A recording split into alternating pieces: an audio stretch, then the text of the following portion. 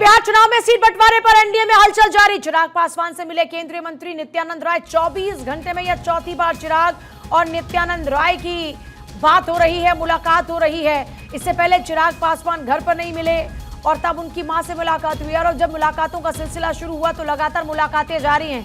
नित्यानंद राय ने इससे पहले जिक्र किया था कि सब कुछ ठीक है, कोई दूरी वाली बात नहीं, कोई खींचतान वाली बात नहीं। चिराग पासवान से अब केंद्रीय मंत्री नित्यानंद राय की 24 घंटे के भीतर यह चौथी मुलाकात। बिहार चुनाव में सीट बंटवारे पर एनडीए में हलचल जारी है। चिराग पासवान से मिले केंद्रीय मंत्री नित्यानंद राय, 24 घंटे में चौथी बार यह मुलाकात। तो बड़ी खबर बिहार चुनाव को लेकर, क्योंकि देखिए सीट शेयरिंग के फॉर्मूले को लेकर इधर एनडीए उधर इंडिया ब्लॉक दोनों में ही लगातार खींचतान चल रही है और जो गठबंधन में साथी हैं वो सभी लोग अपना अपना हक चाहते हैं ज्यादा हो और ऐसे में कोशिशें तमाम जारी हैं। अक्षय मेरे साथ इस वक्त। अक्षय, 24 घंटे में यह चौथी मुलाकात और मुलाकात का सीधे तौर पर संदेश है कि अभी भी बातचीत बन नहीं पा रही सीट शेयरिंग के फॉर्मूले पर। देखिए, बार्गेनिंग, हार्ड बार्गेनिंग इस समय चिराग पासवान करते हुए दिखाई दे रहे हैं और यही वजह रही है कि बार्गेनिंग उनकी लगातार बढ़ती जा रही है।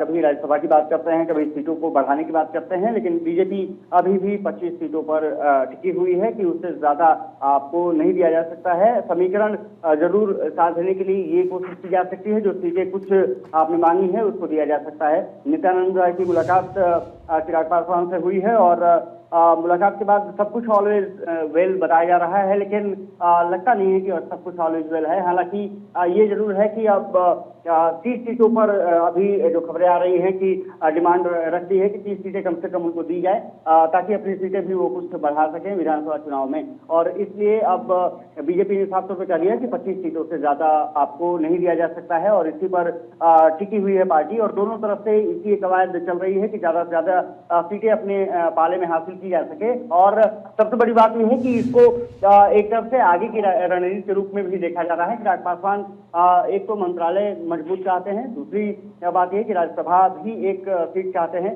और राज्यसभा सीट देने के लिए शायद बीजेपी ने हामी भी भर दी है, लेकिन सीटें बढ़ाने को अभी तैयार नहीं दिखती है। धर्मेंद्र प्रधान के जो तमाम बातचीत रहे हैं उसको लेकर के नित्यानंद राय चिराग पासवान से मिलने पहुंचे हैं, लेकिन मुझे लगता है कि आज हर हालत में सब कुछ फाइनल कर लिया जाएगा। पूजा, सबसे बड़ी बात ये रही है कि पहले आपने देखा होगा कि रामविलास पासवान भी ऐसे ही हार्ड बार्गेनिंग करते हुए नजर आते थे और मुझे लगता है कि जिस तरह से बिहार में एनडीए की स्थिति है उससे कहीं ना कहीं चिराग पासवान भी जानते हैं कि उनका जो 6% 7% वोट बैंक है, अगर वो साथ में नहीं रहते हैं तो फिर एनडीए के लिए बहुत मुसीबत हो सकती है। और यही वजह रही है कि एक बार बार्गेनिंग चल रही है।